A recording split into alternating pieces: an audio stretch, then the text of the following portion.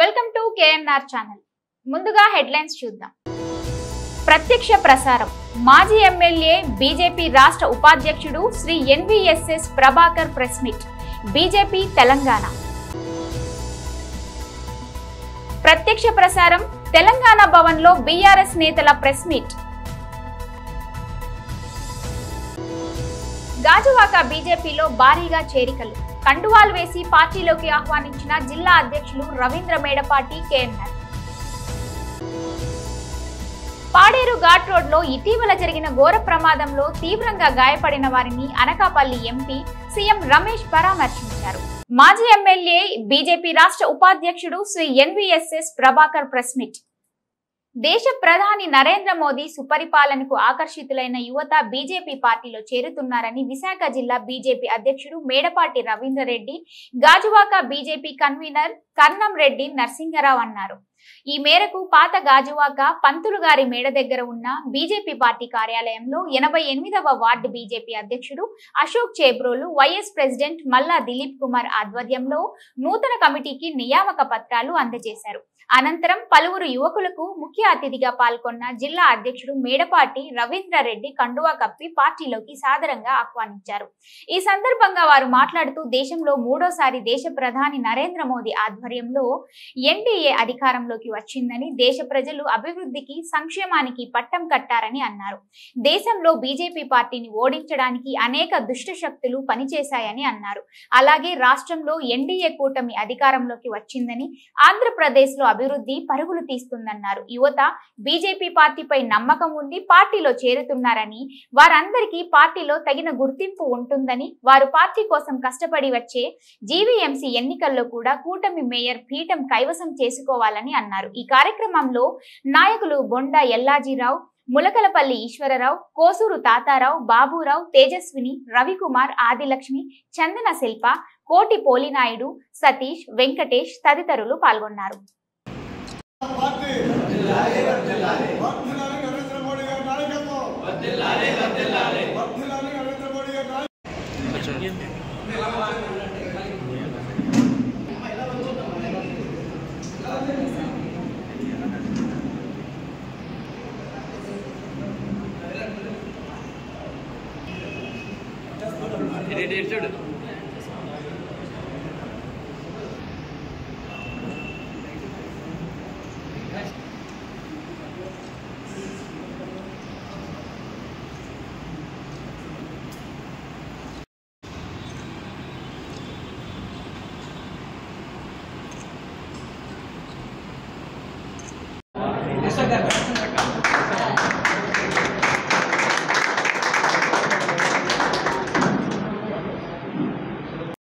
ఈరోజు గాజువాక భారతీయ జనతా పార్టీ కార్యాలయంలో మా జిల్లా అధ్యక్షులు శ్రీ రవీంద్ర మేడపాటి గారు ముఖ్య అతిథిగా పాల్గొని, ఆయన చేతుల మీదుగా ఎవరైతే 88వ వార్డులో నూతనంగా అధ్యక్షులుగా ఉన్నటువంటి అశోక్ చేబ్రో గారి ఆధ్వర్యంలో వారి నూతన కమిటీకి అపాయింట్మెంట్ ఆర్డర్స్ ఇవ్వడం జరిగింది.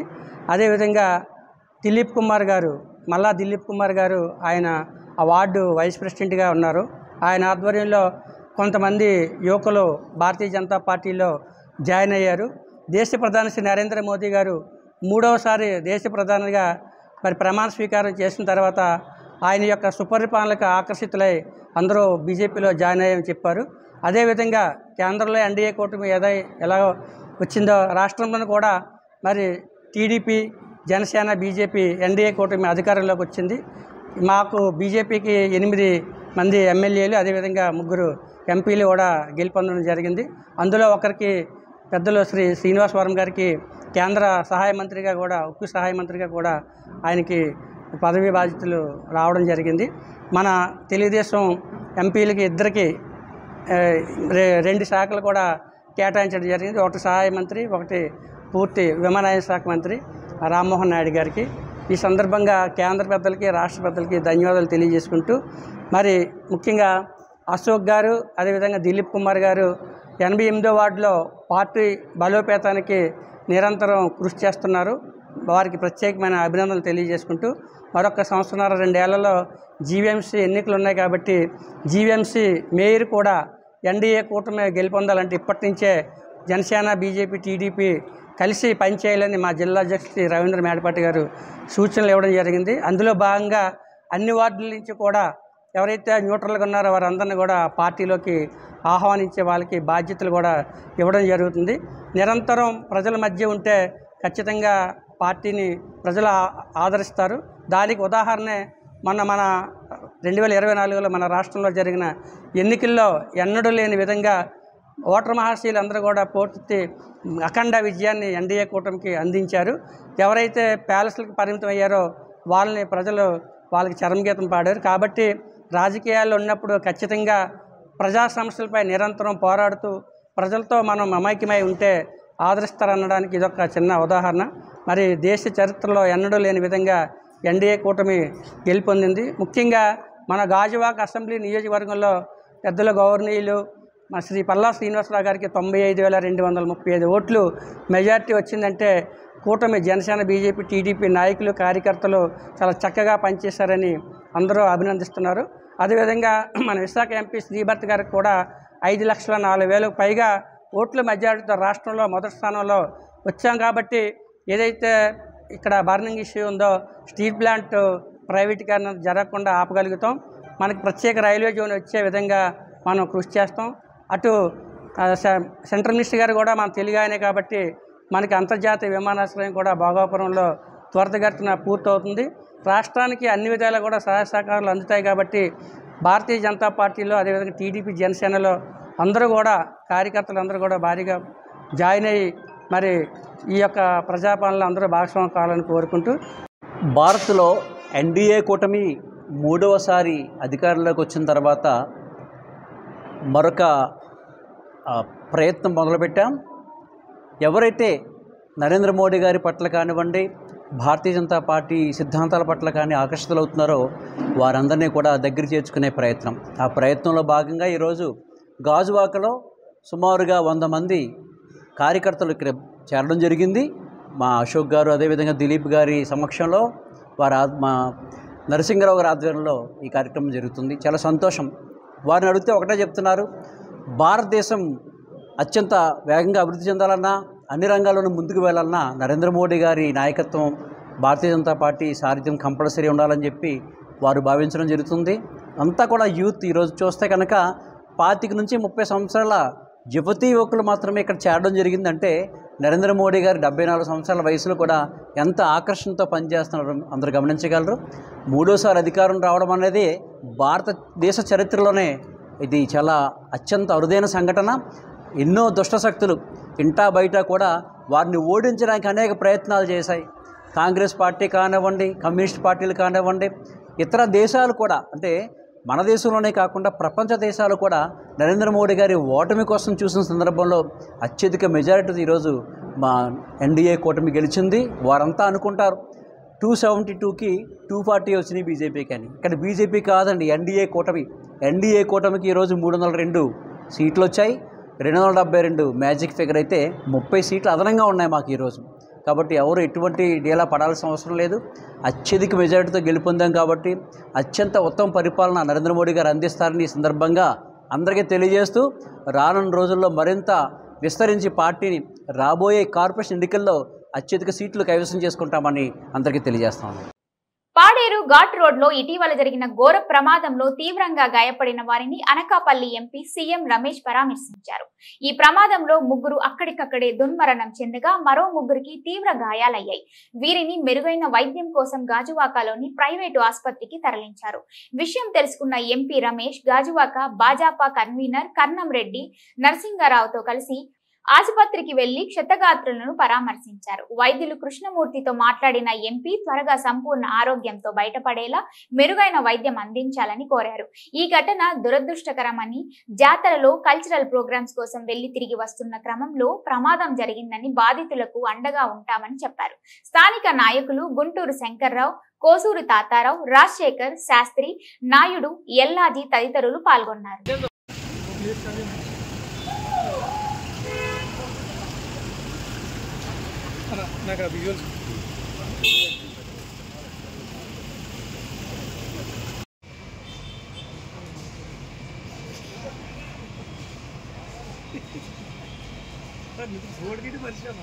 దిగో బోట్ ఎక్కడ ఉంది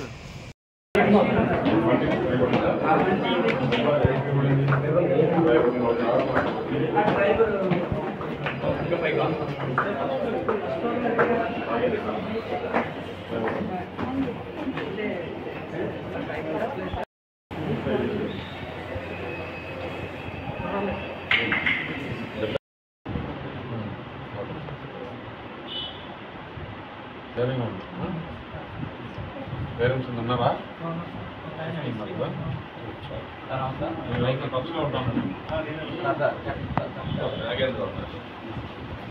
ఓకేమ్మా మీకు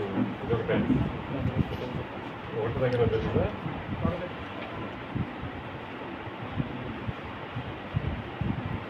లోపల ప్లేట్ పెట్టారా ఓకే ఒక అతను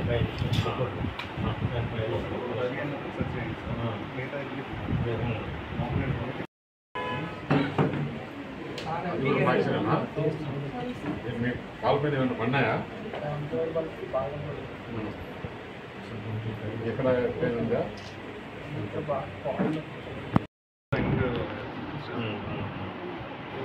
ఎవరు మీది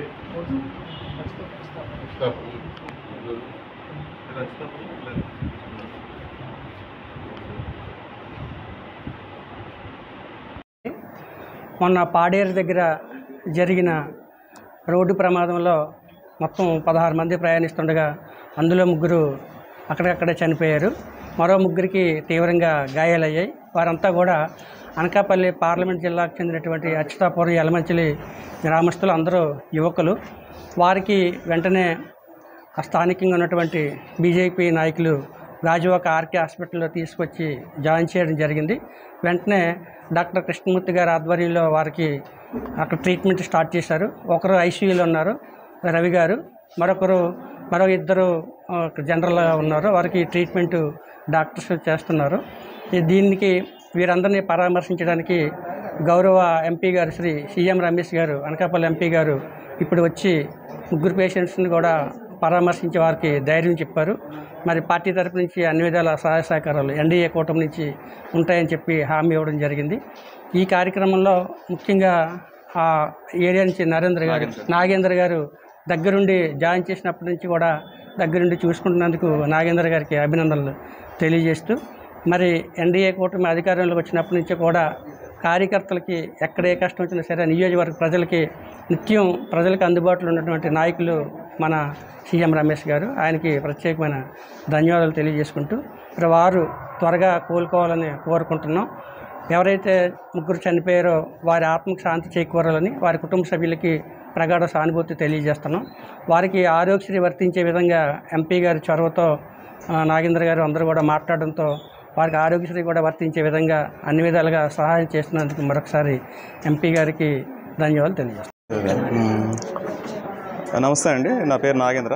మేము సీఎం రమేష్ గారి ఆఫీస్ స్టాఫ్ అండి. అయితే ఇన్సిడెంట్ పాడేరులో అమ్మవారి జాతర ముగించుకొని ఆ లైట్ సెట్టింగ్ తాలూకా సౌండ్ సిస్టమ్ ఎక్విప్మెంట్ అంతా తీసుకొస్తున్న వ్యాన్ ఏదైతే ఉందో అందులో 16 మంది ప్రయాణిస్తున్నారు. అది అదుపు తప్పి బ్రేకులు ఫెయిల్ అవ్వడం వల్ల ఘాట్ రోడ్లో యాక్సిడెంట్ జరగడం జరిగింది. దురదృష్టవశాత్తు అక్కడ ఆ యాక్సిడెంట్లో 3 మరణించారు. అందులో క్రిటికల్గా ఉన్న 8 మంది ఇంజ్యూర్ అయ్యి ఉన్నారు. అందులో క్రిటికల్ ఉన్న వారిని మనం ఇమీడియట్గా అక్కడి నుంచి ఫాలోఅప్ చేస్తూ పరిస్థితిని ఎప్పటికప్పుడు తెలుసుకుంటూ గాజువాక ఆర్కే హాస్పిటల్కి 3ని తీసుకురావడం జరిగిందండి. ఇక్కడ నిపుణులైన వైద్యుల సమక్షంలో ఆ 3కి కూడా ఏవైతే మల్టిపుల్ బోన్ ఫ్రాక్చర్స్ అయ్యి ఉన్నాయో వాళ్ళందరికీ కూడా ఇక్కడ ట్రీట్మెంట్ ఇవ్వడం జరిగింది. ఆరోగ్యశ్రీ కానీ మిగతా ఏర్పాట్లు కానీ అన్నీ కూడా త్వరితగతిన సకాలంలో ఇక్కడ అన్నీ కూడా మనం పర్యవేక్షించి నేరుగా మేము కూడా ఆ రోజు నుంచి ఇక్కడే ఉన్నాము. సార్ తాలూకా ఆదేశం అయితే చాలా క్లియర్గా వాళ్ళందరికీ చాలా మెరుగైన వైద్యం అందాలి, ఎట్టి పరిస్థితుల్లో వాళ్ళందరూ యువకులు అని చెప్పి సీఎం రమేష్ గారు తెలియజేశారు. అనంతరం మేము ఇక్కడ ఇమీడియట్గా అన్ని ఏర్పాట్లు చేసి డైరెక్ట్గా ఇక్కడ తీసుకురావడం జరిగింది. వారందరికీ కూడా మంచి ట్రీట్మెంట్ అయితే అందుతుందండి. అనంతరం సీఎం రమేష్ గారు కూడా ఈరోజు సార్ ఇక్కడ విచ్చేసి అందరినీ కూడా పరామర్శించడం జరిగింది. అయితే చనిపోయిన 3కి కూడా సంతాపం తెలియజేస్తున్నాము. ఇక్కడ బీజేపీ శ్రేణులు కూడా అందరూ కూడా అందుబాటులో ఉండి ఈరోజు ఇక్కడికి విచ్చేయడం జరిగింది. టీఎన్ఆర్ గారు కూడా ఇక్కడ అందుబాటులో ఉన్నారు. అయితే తెలియజేసేది ఏంటంటే అండి, నియోజకవర్గంలో ఎవరికి ఏ సమస్య ఉన్నా కూడా సకాలంలో సార్ స్పందించి అందించే సేవలు అంటే ఇది ఒక ఇన్స్పిరేషన్ అంటే అందరికీ కూడా. సో వీళ్ళందరూ కూడా త్వరగా కోలుకోవాలని, యువకులు, యంగ్ పీపుల్ త్వరగా కోలుకోవాలని, వాళ్ళు జీవనోపాధి కోసం పనిచేసుకునే మనుషులు కాబట్టి వాళ్ళందరూ కూడా వాళ్ళ పనులు, వాళ్ళ కార్యకలాపాలు మళ్ళీ వాళ్ళు చేయగలగాలని ఆశిస్తున్నామండి. ధన్యవాదాలు. సార్వత్రిక ఎన్నికల్లో ప్రజలు 2 కూటముల మధ్య పోటీగానే చూశారని, అందుకే బీఆర్ఎస్ కు సీట్లు రాలేదని బీఆర్ఎస్ నేత బాల్క సుమన్ అన్నారు. ఇటు ఎన్డీఏ అటు ఇండియా కూటమిలలో లేని పార్టీలను దేశవ్యాప్తంగా ప్రజలు అందించలేరని పేర్కొన్నారు. ఏ కూటమిలో లేని 3-4 పార్టీలు లోక్సభ ఎన్నికల్లో వెనుకబడినట్లు చెప్పారు. ఏపీలో వైసీపీ, ఒడిశాలో బీజేడీ, ఉత్తరప్రదేశ్ బీఎస్పీ ఏ కూటమిలలో లేవని, ఆ పార్టీలకు కూడా నిరాశజనక ఫలితాలు వచ్చాయని గుర్తు చేశారు. తెలంగాణలోనూ అదే ఫలితం వచ్చినట్లుగా భావిస్తున్నామన్నారు. అయినప్పటికీ ఉద్యమ పార్టీగా, తెలంగాణ తెచ్చిన పార్టీగా ప్రజల పక్షాన పోరాటం చేస్తామన్నారు. చేతల్లో కనిపిస్తలేదు. నేను పరిపాలనను గాలికి వదిలేసిరని ఎందుకంటున్నంటే, ఇవాళ విద్యా సంవత్సరం ప్రారంభమైంది. మొన్న విద్యాశాఖలో ఏం జరుగుతూ ఉంది? ఒక గందరగోళమైనటువంటి పరిస్థితి కనబడతా ఉంది. పాఠ్య పుస్తకాలు పంపించారు స్కూళ్ళకు, మళ్ళీ వాటన్నిటినీ వాపసు తెప్పించారు. ఇవాళ విద్యార్థులు, తల్లిదండ్రులు ఆందోళన చెందుతున్నారు. ఎందుకు వాపసు తెప్పించారు, ఏం జరుగుతుందని ఆలోచన చేస్తే, తెలుసుకునే ప్రయత్నం చేస్తే, కేసీఆర్ గారు గతంలో ముఖ్యమంత్రి ఉన్నప్పుడు, సబితా ఇంద్రారెడ్డి గారు విద్యాశాఖ మంత్రి ఉన్నప్పుడు అప్పటి పుస్తకాలు అవి ముద్రించబడ్డాయి. సో ముందు మాటగా అప్పటి ముఖ్యమంత్రి గారిది, అప్పటి విద్యాశాఖ మంత్రి గారిది ఉంది కాబట్టి అవి వాపసు తెప్పేయాలని చెప్తారు. దీంట్లో ఏమైనా అర్థం ఉందా అసలు? నేను ఒక మాట గుర్తు చేస్తా ఉన్నాను. ఇక్కడ తమిళనాడులో స్టాలిన్ గారు ముఖ్యమంత్రి అయిన తర్వాత, అంతకుముందు అన్నా డిఎంకే జయలలిత గారు ముఖ్యమంత్రి ఉండే, స్కూల్ బ్యాగుల మీద, పిల్లల స్కూల్ బ్యాగుల మీద జయలలిత గారి ఫోటో ఉంది.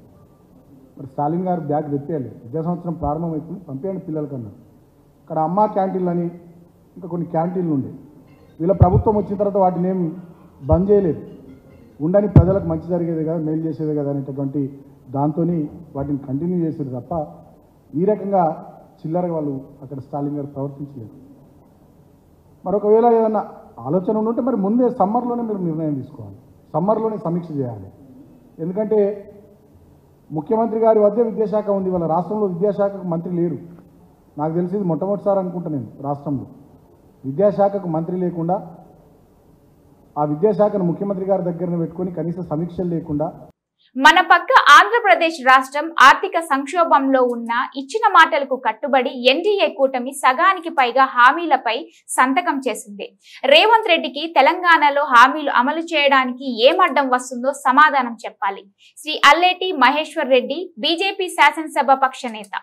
తెలంగాణ రాష్ట్రంలో ప్రభుత్వం ఏర్పడి 6 నెలలు గడిచినప్పటికీ ఇప్పటివరకు ఇచ్చినటువంటి హామీలు నెరవేర్చక 420 హామీలు నెరవేర్చని ఈ ప్రభుత్వం మీద, ముఖ్యమంత్రి గారి మీద 3 రోజుల క్రితం నేను బహిరంగ లేఖ రాసిన సంగతి నేను గుర్తు చేస్తున్నాను. మరి ఈ రోజు ఇది ఆంధ్ర రాష్ట్రంలో గౌరవ ముఖ్యమంత్రి చంద్రబాబు నాయుడు గారు అధికారం వచ్చిన కొన్ని గంటల్లోనే 5 హామీలను నెరవేరుస్తూ సంతకం చేస్తే, దాంట్లో సామాజిక వృద్ధాప్య పెన్షన్ల 2000 నుంచి 4000 రూపాయలకు పెంపు వారు ఇమీడియట్ గా ఇంప్లిమెంట్ చేసే విధంగా సంతకం చేసిన సంగతి నేను గుర్తు చేస్తా ఉన్నాను. మరి అదే తెలంగాణ రాష్ట్రంలో వృద్ధాప్య పెన్షన్లు 2000 నుంచి 4000 రూపాయలు చేస్తారని చెప్పేసి మేనిఫెస్టోలో హామీ ఇచ్చినటువంటి ముఖ్యమంత్రి గారు వెంటనే పదవి ఎక్కిన తర్వాత వెంటనే అమలు చేస్తారని చెప్పి ఇప్పటికీ 100 రోజులు దాటి 6 నెలలు దాటి ఈ రోజు వరకు కూడా మరి వృద్ధాప్య పెన్షన్ల సంగతి మర్చిపోయిన రేవంత్ రెడ్డి గారికి కనీసం పక్క రాష్ట్రంలో ఉన్నటువంటి ముఖ్యమంత్రి గారు ఏ రకంగా అమలు చేస్తా ఉన్నారో వారిని చూసైనా సరే మీరు మనసు మార్చుకొని వెంటనే ఇంప్లిమెంట్ చేయాలని చెప్పి నేను కోరుతా ఉన్నాను. ఆ రాష్ట్ర పరిస్థితి కూడా అప్పుల భయంలో ఉన్నది,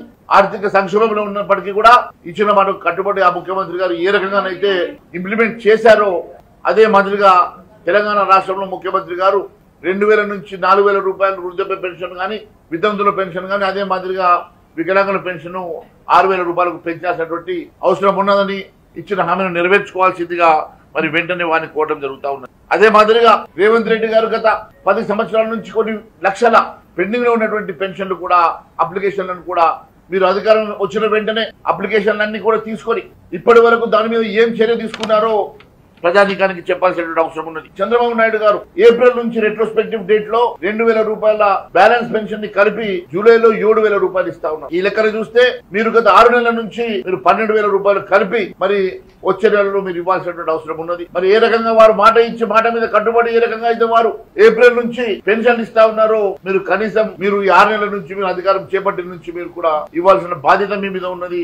ఇచ్చిన హామీకి కట్టుబడి ఉండాల్సిన బాధ్యత మీ మీద ఉన్నది. T20 వరల్డ్ కప్ లో టీమిండియా కెనడా మ్యాచ్ కనీసం టాస్ కూడా వేయకుండానే రద్దయింది. మ్యాచ్ కు వేదికైన ఫ్లోరిడాలో వర్షం కురవడంతో మైదానం చిత్తడిగా మారింది. మ్యాచ్ సమయానికి వర్షం లేనప్పటికీ మైదానాన్ని ఆట అనువుగా సిద్ధం చేసేందుకు గ్రౌండ్ స్టాఫ్ చేసిన ప్రయత్నాలు ఫలించలేదు. దాంతో అంపైర్లు మ్యాచ్ రద్దు చేస్తున్నట్లు ప్రకటించారు. ఈ నేపథ్యంలో టీమిండియా కెనడా జట్లకు చెరో పాయింట్ లభించింది. గ్రూప్ ఏ నుంచి టీమిండియా, ఆతిథ్య అమెరికా జట్లు ఇప్పటికే సూపర్ 8 దశకు చేరిన సంగతి తెలిసిందే. వరల్డ్ కప్ లో జూన్ 19 నుంచి సూపర్ 8 మ్యాచ్లు నిర్వహించమన్నారు. సూపర్ 8 దశలో టీమిండియా తన తొలి మ్యాచ్ ను ఆఫ్ఘనిస్తాన్ తో ఆడనుంది. ఈ మ్యాచ్ జూన్ 20న బార్బోడాసాలో జరగనుంది. మాజీ ముఖ్యమంత్రి ఏడుగురి సందింటి జగన్మోహన్ రెడ్డి ప్రత్యేకించి వైఎస్ఆర్సీపీ పార్టీ భూ కబ్జాలు, ల్యాండ్ మాఫియా కోసం తీసుకువచ్చిన Andhra Pradesh new land titling act, AP new act 21 విషపు మొక్కను ముఖ్యమంత్రి అయిన వెంటనే చేసిన 2వ సువర్ణ సంతకంతో కూకటి వేళ్లతో పేకలించి పెంట కుప్పలో పారవేసిన మేరు నగధీరుడు స్వర్ణాంధ్రప్రదేశ్ రూపశిల్పి ముఖ్యమంత్రి నారా చంద్రబాబు నాయుడు గారికి ఎన్డీఏ కూటమి తెలుగుదేశం జనసేన బీజేపీ పార్టీ నాయకులకు, కార్యకర్తలకు పేరు పేరున పాదాభివందనాలు చేస్తున్నామని దేశంలోని అతి పురాతన 1882లో స్థాపించిన మచిలీపట్నం బార్ అసోసియేషన్ కార్యవర్గం సీనియర్ జూనియర్ న్యాయవాదులు కృతజ్ఞతా వందనములు తెలిపారు. మళ్లీ జగనాసురుడు గెలిచి ఈ యాక్టును అమల్లోకి తెచ్చి ఉంటే నిరుపేద, పేద, మధ్యతరగతి, ధనిక వర్గాలు భూములను, ఇళ్లను కోల్పోయే వారిని సివిల్ కోర్టులో మూసివేయబడేవని, ప్రజలు కష్టించి సంపాదించుకున్న స్థిరాస్తులని వైఎస్ఆర్సీపీ పులివెందుల, కడప కబ్జాదారులు కోరల్లోకి వెళ్లేవని, దీనిపై సంవత్సరాలు న్యాయవాదులు అవిశ్రాంత పోరాటం చేశారని ఆంధ్రప్రదేశ్ నూతన రాష్ట్ర మాజీ న్యాయశాఖ మంత్రి కొల్లు రవీంద్ర గారు కూడా ఉద్యమాలలో పాల్గొని తెలుగుదేశం పార్టీ అధికారంలోకి వచ్చిన వెంటనే ఈ యాక్ట్ రూపుమాపుతామని ఇచ్చిన హామీని నెరవేర్చారని, మచిలీపట్నం తన వంతు వితరణగా 1,00,000 రూపాయలు విరాళం అందించారని, జనసేన నాయకులు ఎంపీ వల్లభనేని బాలసోరి యాక్ట్ రూపుమాపటంకై అవిశ్రాంత కృషి చేశారని, రాష్ట్ర ప్రజలు, న్యాయవాదులు ఎప్పుడూ రుణపడి ఉంటారని తమ హృదయపూర్వక కృతజ్ఞతలు తెలిపారు. మచిలీపట్నం బార్ అసోసియేషన్ అధ్యక్షుడు బూరగడ్డ అశోక్ కుమార్, సిద్దినేని సాయిబాబా, కూనపరెడ్డి శ్రీనివాసరావు ముఖ్యమంత్రికి కృతజ్ఞతలు తెలియజేస్తూ డీఎస్పీ అభ్యర్థులు, తెలుగు యువత విద్యార్థులతో గుంటూరు పశ్చిమ శాసన సభ్యురాలు గల్లా మాధవి భారీ ర్యాలీ, గుంటూరు నగరంలో నిరుద్యోగ యువత విజయోత్సవ ర్యాలీ, లార్జీ కూడలిలోని అంబేద్కర్ విగ్రహానికి పూలమాలలు వేసి తెలుగు యువత ఆధ్వర్యంలో విజయోత్సవ యాత్ర నిర్వహించారు. గౌరవ ముఖ్యమంత్రి చంద్రబాబు నాయుడు గారు నిరుద్యోగ యువతకు ఇచ్చిన హామీ మెగా డిఎస్సి మొదటి సంతకాన్ని పెట్టి వారి భవిష్యత్తుకు బంగారు బాట వేశారని కొనియాడారు.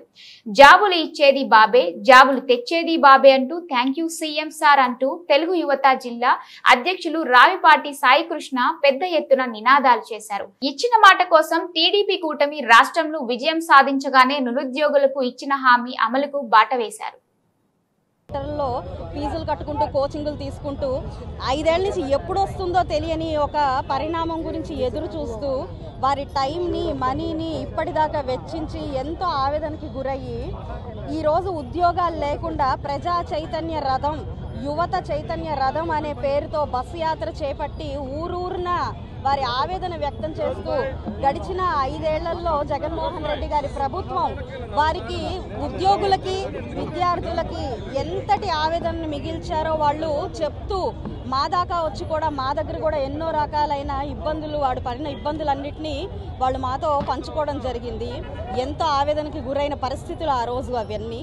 ఈరోజు వాటన్నిటికీ ముగింపు చెప్తూ వచ్చి రాగానే ముందు ఆయన మొదటి సంతకాన్ని చంద్రబాబు నాయుడు గారు డిఎస్సి మీద అన్న మాట ప్రకారమే పెట్టడం జరిగింది. అంటే రానున్న భావితరాల పట్ల ఆయనకున్న ప్రేమ, ఉద్యోగ కల్పన మీద ఆయనకున్న నమ్మకము, ఆకాంక్ష, ఆయన విజన్ మనం అర్థం చేసుకోవాల్సిన పరిస్థితి ఉంది. అలాగే రేపు ఎంప్లాయ్మెంట్ ఆఫీస్ దగ్గర మనకి ఇప్పటికే నోటిఫికేషన్ జారీ చేయడం జరిగింది కాబట్టి ప్రతి ఒక్కరు అర్హులైన ప్రతి ఒక్కరు కూడా అప్లై చేసుకొని చక్కగా మీరు అందరూ దానికి మీరు మీ ఎగ్జామ్స్ ఇచ్చి ఒక ఉన్నత ఉపాధ్యాయులుగా మీరు ఈ బులెటిన్ ముగించే ముందు హెడ్లైన్స్ మరోసారి చూద్దాం. ప్రత్యక్ష ప్రసారం. మాజీ ఎమ్మెల్యే బీజేపీ రాష్ట్ర ఉపాధ్యక్షుడు Shri NVSS Prabhakar press meet. BJP Telangana. ప్రత్యక్ష ప్రసారం. తెలంగాణ భవన్ లో బీఆర్ఎస్ నేతల ప్రెస్ మీట్. గాజువాక బీజేపీలో భారీగా చేరికలు. కండువాలు వేసి పార్టీలోకి ఆహ్వానించిన జిల్లా అధ్యక్షులు రవీంద్ర మేడపాటి, కేఎన్ఆర్. పాడేరు ఘాట్ రోడ్ లో ఇటీవల జరిగిన ఘోర ప్రమాదంలో తీవ్రంగా గాయపడిన వారిని అనకాపల్లి ఎంపీ సీఎం రమేష్ పరామర్శించారు. ఇది ఇవాల్టి బులెటిన్.